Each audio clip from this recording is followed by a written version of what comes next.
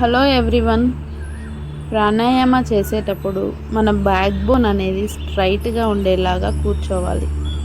అలా కూర్చోవడం వలన మనం చేసే ప్రాణాయామ బ్రీతింగ్ అనేది ఏ ఆర్గన్కి రీచ్ అవ్వాలో ఆ ఆర్గన్కి ఏ ఇబ్బందులు లేకుండా చేరుకుంటుంది.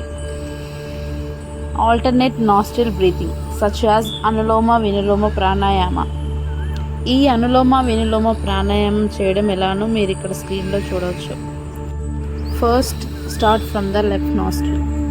Deep inhalation from the left nostril and exhalation with the right nostril. And inhalation with the right nostril and exhalation with the left nostril. This is one turn.